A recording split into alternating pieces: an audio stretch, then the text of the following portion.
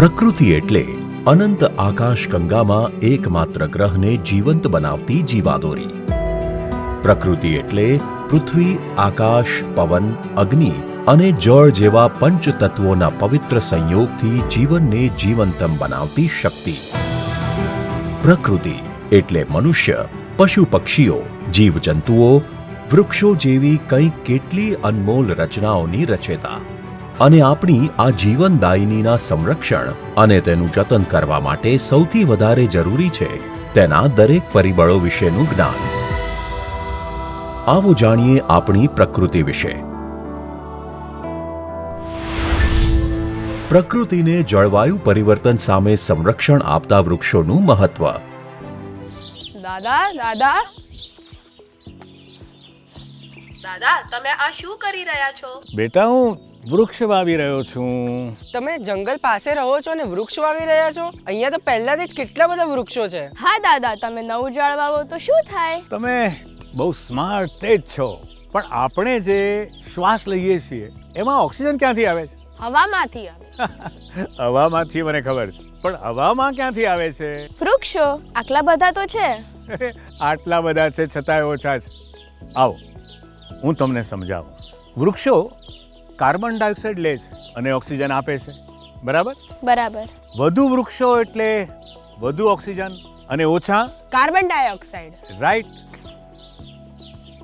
તમારી સ્કૂલની બેન્ચીસથી માંડી અને ઘરના ફર્નિચર, બધી વસ્તુઓમાં પુષ્કળ લાકડું વપરાય છે. લોકો પોતાના સ્વાર્થ માટે વૃક્ષો કાપતા જાય છે વર્ષોથી, પણ નવા વૃક્ષો વાવતા નથી.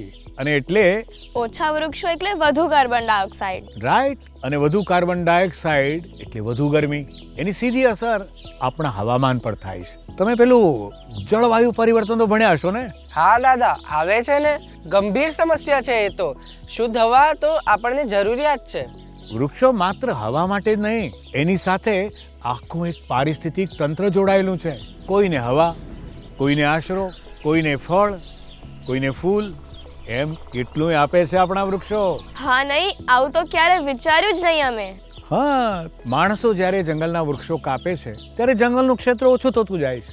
જંગલના પ્રાણીઓ ખોરાકની ખોજમાં જંગલની બહાર આવી જાય છે અને પછી ખેતરોમાં, રસ્તાઓ પર, ગામની ગલીઓમાં નીકળી પડે છે. અને આ પરિસ્થિતિમાં માનવ અને વન્યજીવનો સંઘર્ષ થાય છે. દાદા, આ માનવ વન્યજીવ સંઘર્ષ શું છે? એ તમને પછી કહીશ. પહેલા તમારું હોમવર્ક પૂરું કરી લો. હું પહેલા પતાવી દઈશ. વૃક્ષો માત્ર શ્વાસ માટેનું માધ્યમ નથી, પણ પૃથ્વીના સંપૂર્ણ પર્યાવરણ તંત્રનું કેન્દ્રબિંદુ છે. ઝાડના પાન કાર્બન ડાયોક્સાઇડ શોષી લે છે અને ઓક્સિજન છોડે છે, જે આપણા માટે જીવનદાયી છે. પરંતુ માત્ર એ જ પૂરતું નથી. વૃક્ષો જમીનનું ધોવાણ અટકાવે છે, જમીનમાં પાણીનું સ્તર જાળવે છે અને વરસાદ લાવવામાં પણ મહત્વની ભૂમિકા ભજવે છે. દરેક વૃક્ષ હજારો જીવજંતુઓ અને કંઈક કેટલા પક્ષીઓ અને પ્રાણીઓ માટે જીવનદાયી છે. એક આખા જંગલનું અનમોલ સ્વરૂપ ખંડિત થાય છે જ્યારે એક ઝાડ કાપવામાં આવે છે. વધુમાં વધુ વૃક્ષોનું વાવેતર એ જ એકમાત્ર ઉકેલ છે. એક વૃક્ષનું વાવેતર માત્ર કુદરત માટે નહીં, પણ આપણી પેઢીઓનું ભવિષ્ય પણ સુરક્ષિત કરે છે. જળવાયુ પરિવર્તનથી લડવા અને કુદરત માટેની સંવેદનશીલતાને જીવંત રાખવા માટે આજે જ વૃક્ષો વાવવાનો સંકલ્પ લો. કારણ કે વૃક્ષો છે તો પર્યાવરણ છે, તેમજ પર્યાવરણ છે તો જીવન છે, અને જીવન છે તો આપણે છીએ.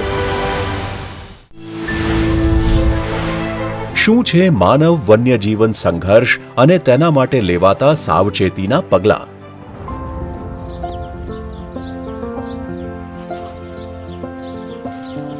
દાદા, હવે તો હોમવર્ક પણ પતી ગયું. હવે તો સમજાવશો ને માનવ વન્યજીવ સંઘર્ષ વિશે? હા હા, સમજાવો. માનવ વન્યજીવન સંઘર્ષ ત્યારે થાય જ્યારે વનના પ્રાણીઓ ખોરાક, પાણી અથવા તો પોતાના આશ્રય સ્થાનની શોધમાં માનવ વસાહતમાં કે ખેતરોમાં પહોંચી જાય.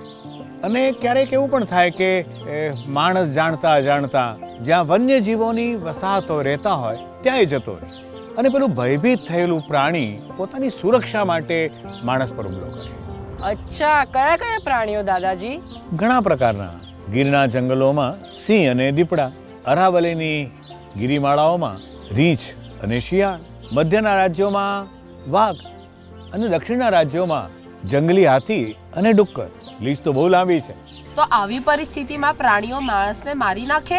એવું પણ થાય છે, પણ ઘણી વખત પ્રાણીના હુમલા એટલા ઘાતક નથી હોતા જેટલો ભયભીત માણસ પોતાની સુરક્ષા માટે પ્રાણીઓને મારી નાખે અથવા ઈજા પહોંચાડે. આ અયોગ્ય છે. અયોગ્ય કેમ? પોતાની સેફટી માટે જ તો કરે છે ને. બેટા, સમજવાનું એમ છે કે શહેરીકરણ વધે ને એટલે જંગલનો વિસ્તાર ઓછો થાય, એટલે જંગલના પ્રાણીઓને જંગલમાંથી બહાર આવવું પડે. પ્રાણીઓ આપણા ઘરમાં નથી આવતા, આપણે એમના ઘરમાં રહીએ છીએ અને જીવવાનો અધિકાર સૌને છે. થોડી સાવચેતી રાખીએ તો આપણે એમની ને આપણી બંનેની સુરક્ષા સુનિશ્ચિત કરી શકીએ. સાંજ પછી અને વહેલી સવારે વનવગડામાં જવાનું ટાળો, કારણ કે મોટા ભાગે પ્રાણીઓ એ સમયે સક્રિય હોય છે. આવા સમયે પાળેલા પ્રાણીઓને પણ બહાર છૂટા ના મૂકો. સંવેદનશીલ વિસ્તારોમાં હંમેશા જૂથમાં ભ્રમણ કરો. હેડફોન્સનો ઉપયોગ ટાળો, જેથી આજુબાજુના અવાજો બરોબર સંભળાય. ઘરની આજુબાજુ કચરો અથવા એંઠવાડ એકત્રિત ન થવા દો, કારણ કે એનાથી પ્રાણીઓ આકર્ષિત થઈ શકે છે. પ્રાણીઓના પગલાં, મળ અને ઝાડ પરના નખ જેવા સંકેતોનું જ્ઞાન મેળવો અને તે વિશે સાવચેત રહો. પણ તે છતાંય કોઈ પ્રાણી સામે આવી ગયું તો?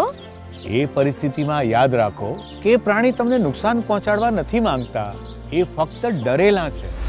પ્રાણીઓથી ઓછામાં ઓછું 100 મીટરનું અંતર જાળવો. પ્રાણીઓને પોતાની પીઠ ક્યારે પણ ના દેખાડો, કારણ કે તે હુમલો કરી શકે છે. જંગલી પ્રાણીઓને ખવડાવશો નહીં, કારણ કે તેથી તેમને તમારો ડર નહીં રહે અને તેઓ આક્રમક બની શકે છે. સાથે જ તેમને ખવડાવવાથી તેમના ખોરાકની ટેવમાં બદલાવ આવે છે, જે એમના સ્વાસ્થ્ય માટે અને આહાર શૃંખલા માટે યોગ્ય નથી. અને સૌથી અગત્યનું કામ એ કે તરત જ વન વિભાગ અથવા પ્રાણી નિયંત્રણ હેલ્પલાઇન પર જાણ કરો. અરે દાદા, પેલા ભગાભાઈને સાપ કરડ્યો છે. અરે બાપરે, હું આવું છોકરાઓ. અરે દાદા, સાપથી બચવા માટે શું કરવાનું? અરે એ પછી, પહેલા હું જઈ આવું ને પછી વાત કરું તમને. માનવ વન્યજીવ સંઘર્ષ સર્જાવાના કારણો અનેક છે, જેમ કે વધતું શહેરીકરણ અને વિકાસ, વન્ય પ્રાણીઓ માટે સંરક્ષિત વિસ્તારોનો અભાવ, વસ્તી વિસ્ફોટ, વન નાબૂદી, કૃષિ વિસ્તરણ, વાતાવરણમાં ફેરફાર અને અન્ય પરિબળો. માનવ વન્યજીવ સંઘર્ષની અસરો પણ અનેક છે. આમાં વન્ય પશુઓની પ્રજાતિઓનો ઘટાડો અને સંભવિત નાબૂદી, મિલકત માટે નાણાકીય નુકસાન જેવા જોખમોનો સમાવેશ થાય છે. આવા બનાવોને ઘટાડવા માટે પર્યાવરણની સમતુલા જળવાઈ રહે તે જરૂરી છે, જેનો ઉપાય છે વન્યજીવ સૃષ્ટિનું જતન કરવું, વધુમાં વધુ વૃક્ષો વાવવા અને સંવેદનશીલ વિસ્તારોમાં સાવચેતી વર્તવી. અને હા, કોઈ વન્ય પ્રાણી સામે આવી જાય, બીમાર હોય એવું લાગે અથવા તે માનવ વસાહતોવાળા વિસ્તારમાં આવ્યા છે તેવી માહિતી મળે તો સત્વરે હેલ્પલાઇન નંબર 832000 અને 1926 પર કોલ કરો અને વન વિભાગને જાણ કરો. આવો જાણીએ આપણા સાપો વિશેની જાણી અજાણી વાતો.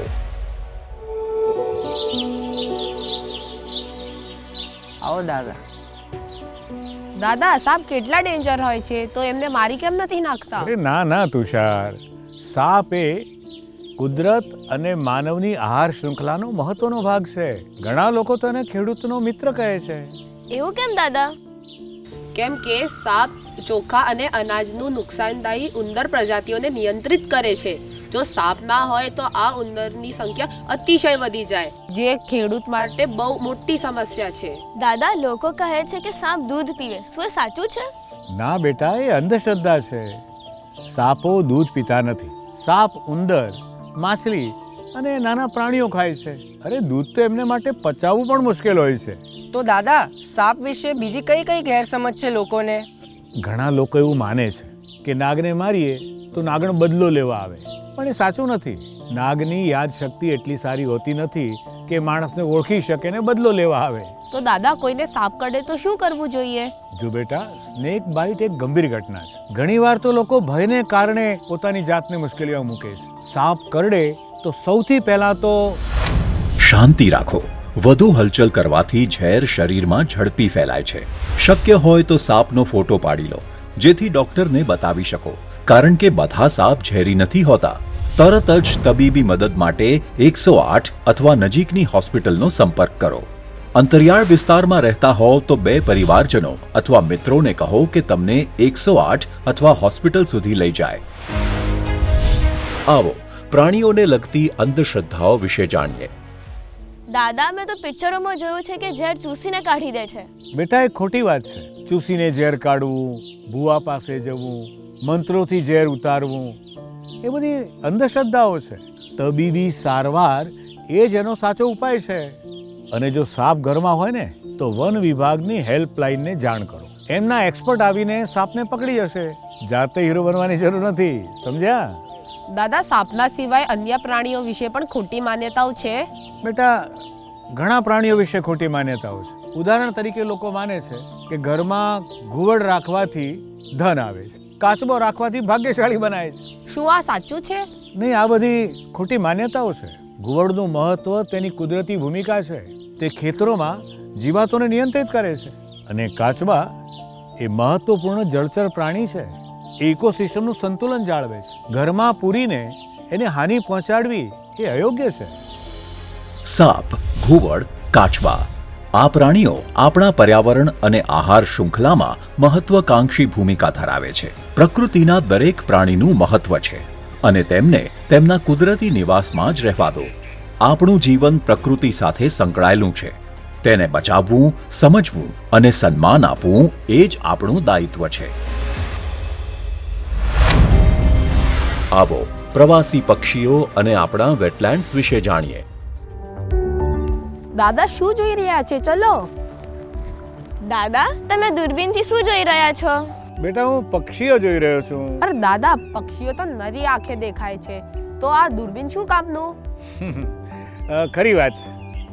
પણ બેટા, કેટલાક પક્ષીઓ છે ને એ ઝાડની ટોચ પર હોય અને કેટલાક તળાવની વચ્ચે હોય. આપણે ત્યાં જઈ શકતા નથી અને નરી આંખે જોઈ શકતા નથી. દૂરબીનથી આપણે નજીક હોય એમ જોઈ શકીએ છીએ અને એની સુંદરતા પણ માણી શકીએ છીએ. કેવી જગ્યા પર? ગુજરાતમાં વિવિધ વેટલેન્ડ છે. ઉદાહરણ તરીકે નળ સરોવર એ ગુજરાતનું સુંદર વેટલેન્ડ છે. શિયાળામાં અહીં વિદેશી પ્રવાસી પંખીઓ જોવા મળે છે. વેટલેન્ડ્સ એટલે શું? વેટલેન્ડ એ એવું ક્ષેત્ર છે જ્યાં જમીન અને પાણીનું સંમિશ્રણ હોય છે. ઉદાહરણ તરીકે નદીના કિનારા, સરોવરના કિનારા, મીઠા પાણીના કિનારા. પ્રકૃતિ માટે આ વેટલેન્ડ બહુ મહત્વના હોય છે. એ જળચર પક્ષીઓ માટે આવાસ પૂરો પાડે છે. પ્રવાસી પક્ષીઓ જે શિયાળામાં હજારો કિલોમીટરની મુસાફરી કરીને અહીં આવે છે, તેમને આરામ કરવા માટે જગ્યા, પાણી અને ખોરાક બધું જ અહીં મળી રહે છે. કઈ પ્રકારના પ્રવાસી પક્ષીઓ જોવા મળે છે ત્યાં? ફ્લેમિંગો, પેલિકન્સ, પિન્ટેલ ડક્સ અને ક્રેન્સ જેવા કંઈક કેટલાય પંખીઓ જોવા મળે છે વેટલેન્ડમાં. તેઓ અહીં શિયાળાના સમયમાં આરામ કરવા માટે આવે છે અને જ્યારે ગરમી શરૂ થાય ને ત્યારે પાછા જતા રહે છે. મારે પણ જવું છે પ્રવાસી પક્ષીઓ જોવા. જરૂર, ચોક્કસ, પાક્કું. આ વીકેન્ડમાં પ્લાન કરીએ આપણે. હું દૂરબીન રાખીશ. હું બી પહેલી સીટ પર બેસી. અરે, 2 જણા કેવી પહેલી સીટ પર બેસશે, પણ બધાને લઈ જઈશું આપણે, નક્કી. વેટલેન્ડ્સ કુદરતના સૌથી સમૃદ્ધ અને મહત્વપૂર્ણ વિસ્તારોમાંના છે. તે મીઠા પાણીનો સંગ્રહ કરે છે, પાણીની ગુણવત્તા જાળવે છે, જમીનને નબળી થતી અટકાવે છે અને વિવિધ પ્રજાતિઓ માટે લાઇફલાઇનની ભૂમિકા ભજવે છે. ગુજરાતમાં નળ સરોવર, થોળ લેક, ખીજડીયા જેવા અનેક સુંદર વેટલેન્ડ્સ છે, જ્યાંના પક્ષી અભયારણ્યમાં પક્ષીઓ અને જળચર પ્રાણીઓનો આકર્ષક નજારો જોવા મળે છે. કેવી રીતે પતંગિયાઓ અને મધમાખી આપણા જીવન માટે આધારરૂપ છે? અરે, આવી ગયા છોકરાઓ. હા દાદા. દાદા, ફૂલો હોય ત્યાં મધમાખીઓ અને પતંગિયા હોય જ.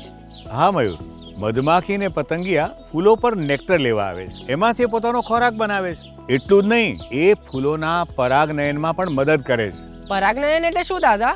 પરાગનયન એટલે ફૂલોના પરાગ કણોને એક ફૂલથી બીજા ફૂલ સુધી લઈ જવા. એનાથી બીજ અને ફળ ઉત્પન્ન થાય છે.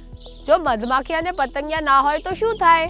જો મધમાખી અને પતંગિયા નહીં હોય તો ફૂલો પરાગિત જ નહીં થાય, અને ફૂલો પરાગિત નહીં થાય તો ફળ, ફૂલ, શાકભાજી ઉગી જ નહીં શકે, અને આ રીતે આહાર શૃંખલાનું સંતુલન બગડી જશે. દાદા, તો મધમાખી અને પતંગિયાઓને બચાવવા શું કરવાનું?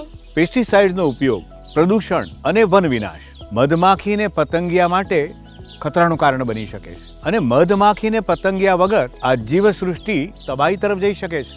પતંગિયા એ પ્રકૃતિના સ્વાસ્થ્ય વિશેનો એ સંકેત છે. પતંગિયાની સંખ્યા ઘટે તો તેનો અર્થ એ કે પર્યાવરણ બગડી રહ્યું છે. એટલે આપણે પ્રાકૃતિક ખેતી અને પ્રદૂષણ નિયંત્રણના પ્રયાસો પર ભાર આપવો જોઈએ.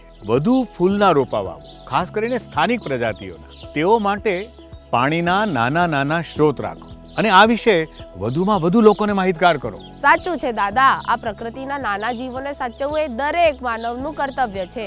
મધમાખીઓ અને પતંગિયા કુદરતી પરાગકર્તા છે, જે કૃષિ અને જંગલોના જીવન માટે અગત્યના છે. વિશ્વમાં ઉગતા ખાદ્ય પદાર્થોમાંથી લગભગ 75% પાકો પરાગનયનથી ઉગે છે. મધમાખીઓ અને પતંગિયા કુદરતી સંતુલન જાળવવા માટે બહુ જ જરૂરી છે. ઉત્તરાયણ દરમિયાન પક્ષીઓની સલામતી અને પર્યાવરણના સંરક્ષણ માટે શું કરવું અને શું ન કરવું જોઈએ?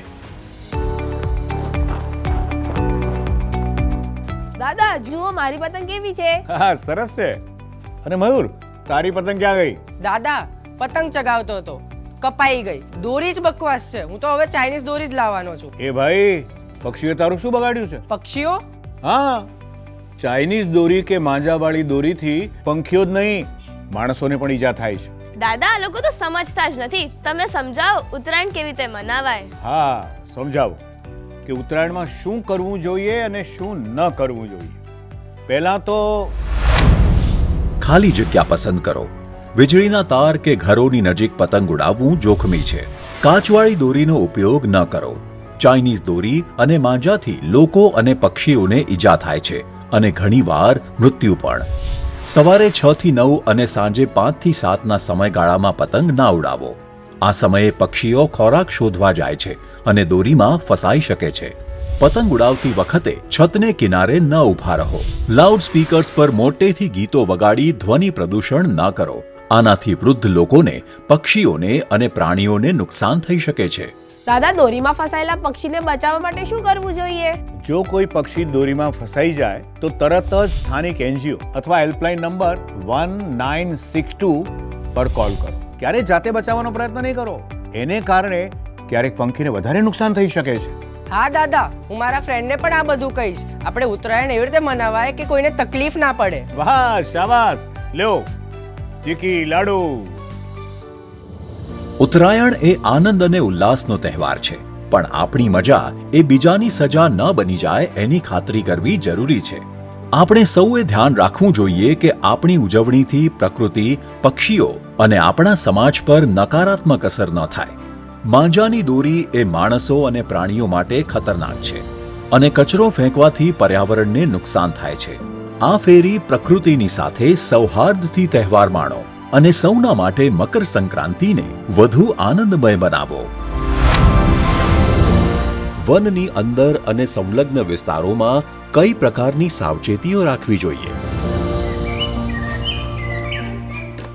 તુષાર, ત્યાં પ્લાસ્ટિકની બોટલ કેમ નાખી? દાદા ખાલી થઈ ગઈ હતી, લઈને કેમ ફરવાનું? પ્લાસ્ટિક આ જંગલ માટે સૌથી ખતરનાક વસ્તુ છે.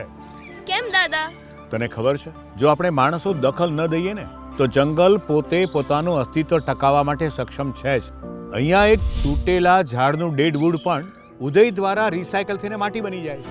પણ આ પ્લાસ્ટિક માનવ સર્જિત છે.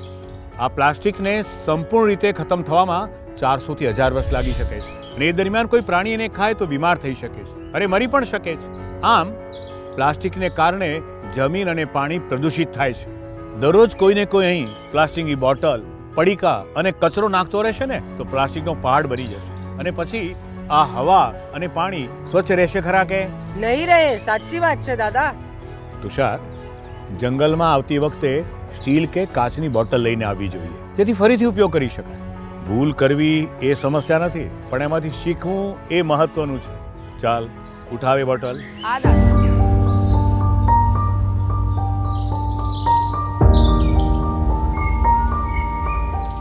દાદા જંગલોમાં બીજી કઈ બાબતોનું ધ્યાન રાખી શકાય? જો તમે જંગલના રસ્તે પસાર થતા હો ને તો વાહન સ્પીડમાં નહીં ચલાવવું જોઈએ. ક્યારેક અચાનક પ્રાણી રસ્તામાં આવી જાય તો એક્સિડન્ટ થઈ શકે. તમારી ભૂલનો ભોગ એ પ્રાણી કેમ બને? રાઈટ દાદા. અને બીજી વાત, ઘણા લોકો કચરો બાળવા કે તાપણી કરવા આગ લગાડે છે. એવું ક્યારેય ન કરવું જોઈએ, કારણ કે જંગલમાં સૂકું ઘાસ હોય છે. હવે એ ઘાસ જો આગ પકડી લે ને તો ભયંકર રૂપ ધારણ કરી શકે છે. એમાં વન્ય પ્રાણીઓ અને વનસ્પતિ એને નુકસાન થઈ શકે. એટલું જ નહીં, ક્યારે કોઈ માંસાહારી પ્રાણી પોતાના આહાર માટે કોઈ પ્રાણીનો શિકાર કરે ને ત્યારે લાગણીમાં તણાઈને એને બચાવવા ન દોડવું જોઈએ. દરેક પ્રાણીનું આહાર શૃંખલામાં એક સ્થાન છે, એમાં છેડછાડ ન કરવી જોઈએ. એમ પણ બને કે તમારા પર હુમલો કરી બેસે. દાદા તમને તો કેટલું બધું ખબર છે જંગલ વિશે. અરે એ તો બધાને ખબર હોવી જોઈએ. ચાલો ત્યારે ઘર તરફ પાછા વળીએ. જંગલમાં પ્લાસ્ટિક ફેંકવું એ માત્ર પ્રકૃતિ માટે નહીં પણ પ્રાણીઓ અને માણસો માટે પણ જોખમકારક છે. પ્લાસ્ટિકનો ઉપયોગ ઘટાડો અને જ્યારે પણ બહાર જાઓ તમારા કચરાને પરત લાવો. પ્રકૃતિ એક અનમોલ ભેટ છે, ચાલો તેને સુરક્ષિત રાખીએ. આવો જાણીએ વૃક્ષારોપણ માટે રોપા ક્યાંથી અને કેવી રીતે મેળવી શકાય છે. વનખેડીએ ફરવાની મજા આવી કે નહીં? હા દાદા, આપણે આ બધું તો જાણ્યું કે કઈ વસ્તુઓ ન કરવી, પરંતુ પ્રકૃતિને બચાવવા અને પર્યાવરણનું સંતુલન જાળવવા આપણે શું કરવું જોઈએ?